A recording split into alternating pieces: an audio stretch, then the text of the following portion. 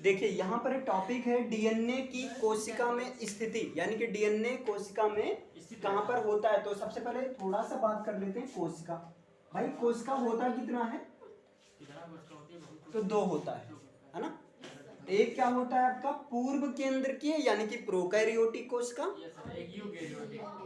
Prokaryotic कोशिका, और दूसरा होता है यूकैरियोटिक कोशिका।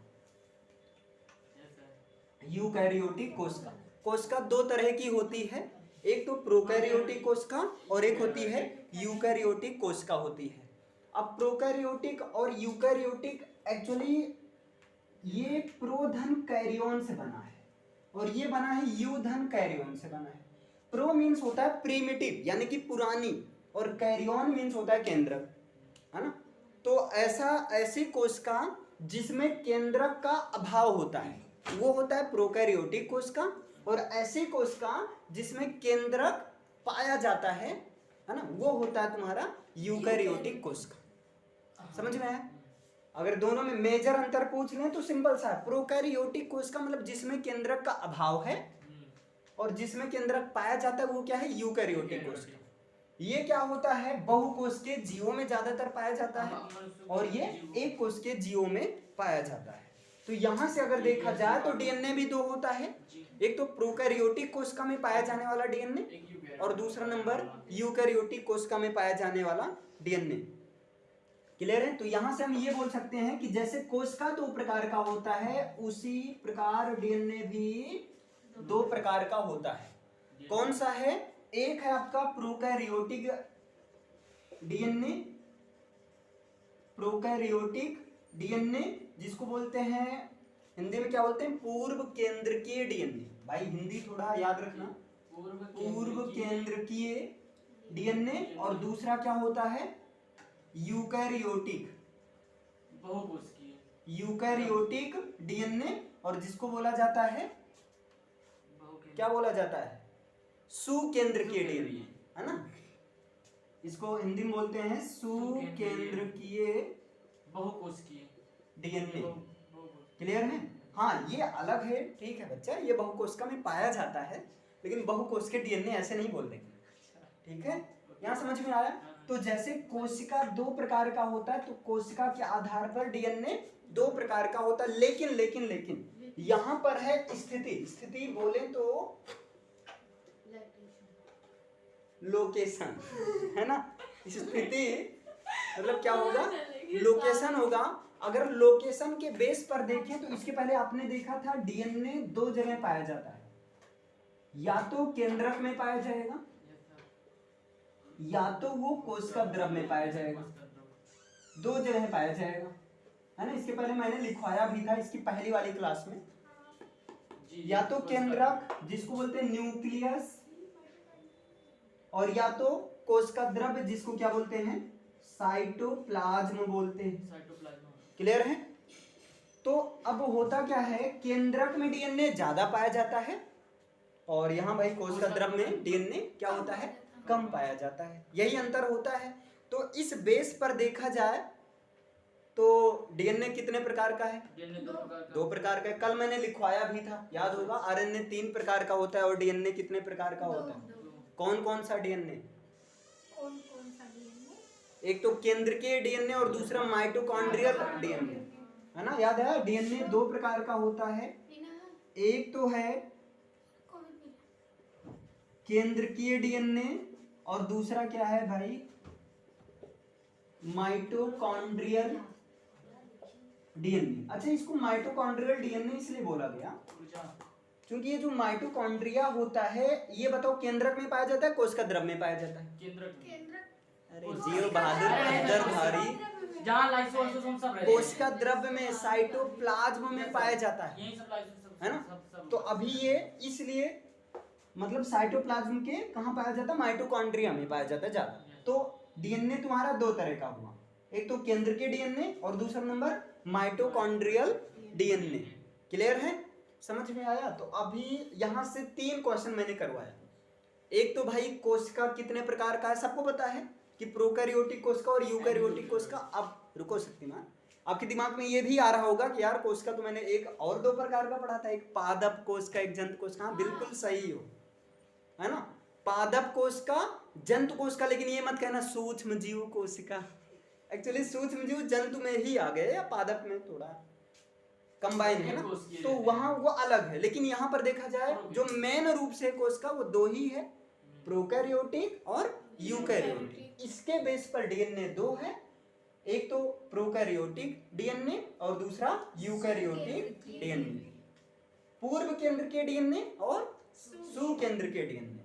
और डीएनए कोशिका में ज्यादा केंद्रक के अंदर न्यूक्लियस में पाया जाता है, और कहाँ पाया जाता है, कोशिका द्रव में साइटोप्लाज्म में पाया जाता है।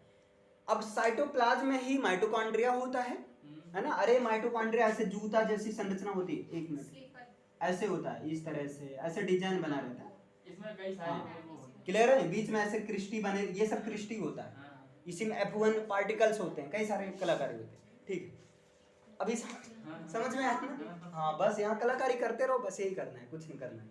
तो दो होता है डीएनए इस बेस पर, एक तो होता है केंद्र के डीएनए, केंद्रक में पाया जाने वाला, और दूसरा होता है माइटोकॉन्ड्रिया कॉन्ड्रियल डीएनए। अब केंद्रक में जो डीएनए पाया जाता है वो अम्लीय प्रकृति का होता है, और केंद्रक में पाया जाता है, इसलिए डीएनए को ऐसे केंद्र के डीएनए को केंद्रक अम्ल भी बोल देते हैं। अभी कल मैंने करवाया था केंद्रक अम्ल भी, क्योंकि प्रकृति अम्लीय है और पाया कहाँ जाता है, हटाओ इसको। अभी समझ में आया?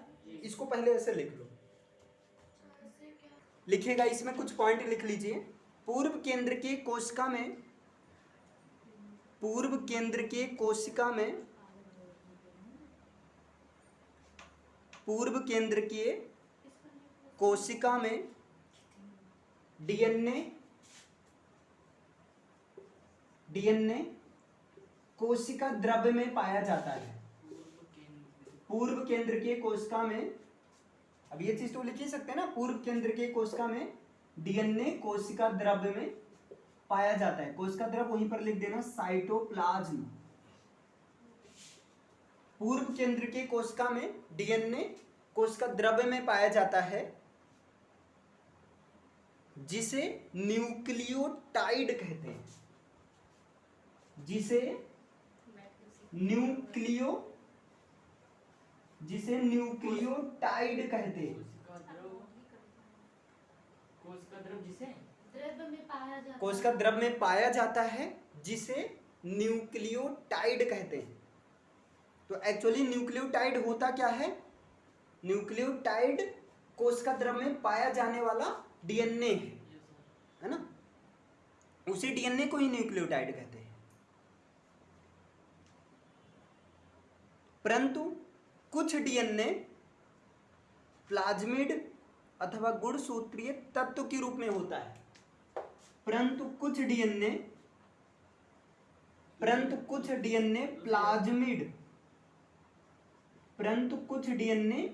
प्लाज्मिड या गुणसूत्रीय तंतु के रूप में, परंतु कुछ डीएनए प्लाज्मिड या गुणसूत्रीय तंतु के रूप में पाया जाता है,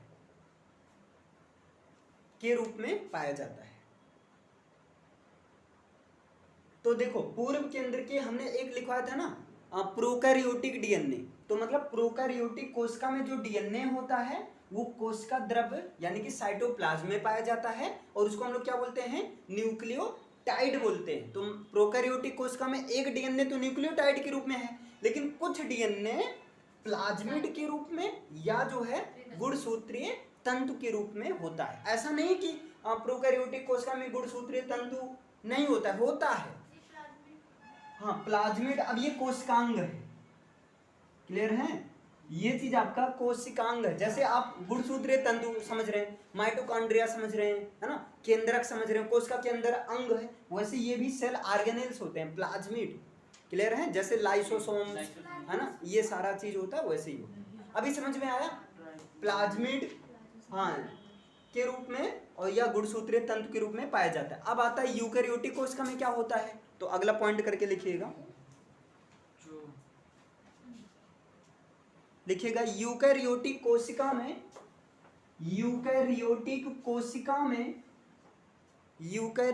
कोशिका में डीएनए एक जाल के रूप में,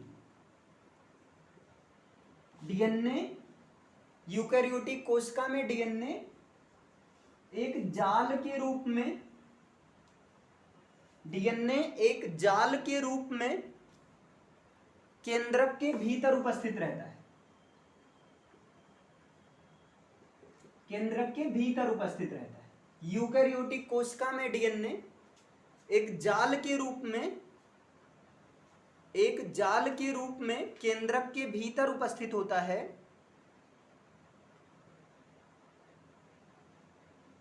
यस सर हो गया।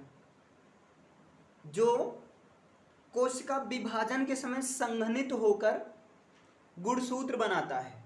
जो कोशिका विभाजन के समय संघनित होकर गुणसूत्र बनाता है।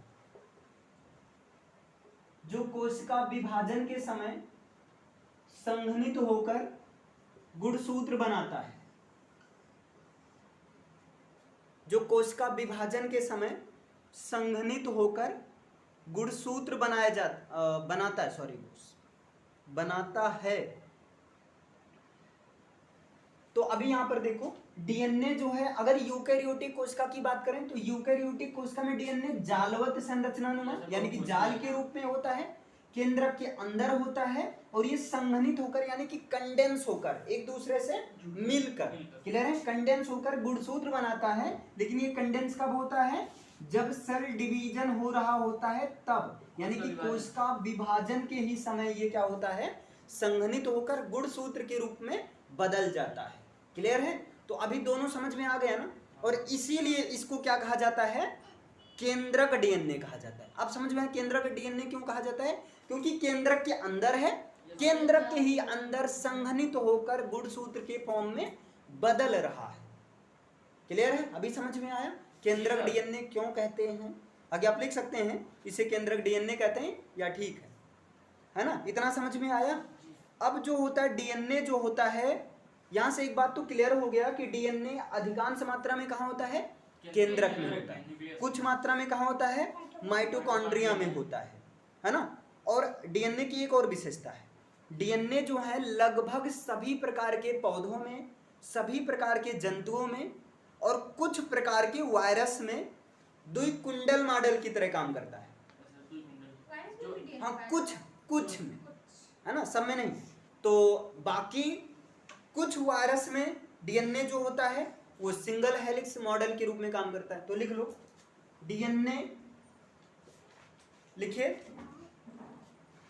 डीएनए सभी पादपों, जंतुओं और कुछ वायरस में, डीएनए सभी पादपों, जंतुओं और या कुछ वायरस में, सब में नहीं, ध्यान देना, कुछ विषाणुओं में,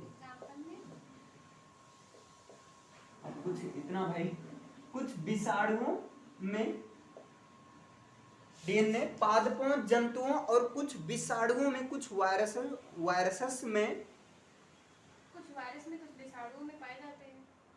नहीं, में द्विकुंडलित रूप में पाए जाते हैं। इसमें द्विकुंडलित डबल हेलिक्स मॉडल आप सुने हो ना, वाटसन क्रिक का? हाँ, तो वही डबल हेलिक्स द्विकुंडलित रूप में पाया जाता है। द्विकुंडलित रूप में पाया जाता है,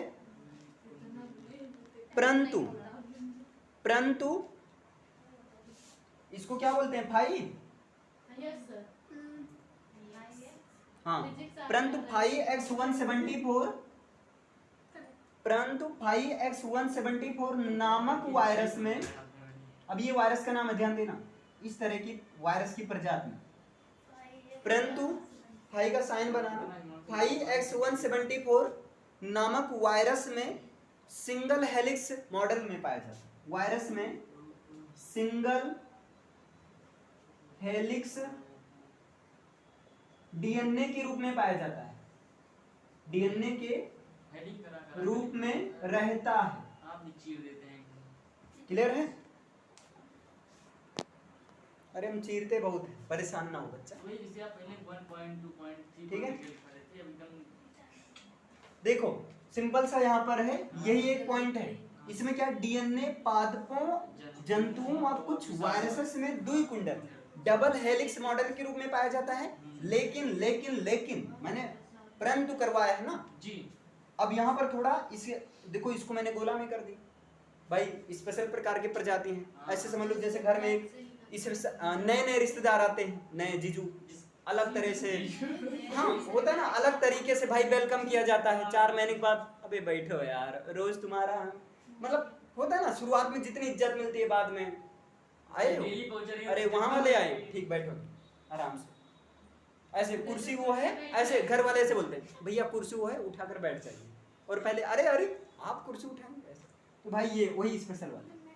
ठीक है, तो 5X174 नामक वायरस में सिंगल हेलिक्स डीएनए के रूप में होता है ना, यही चीज है आपका। क्लियर है?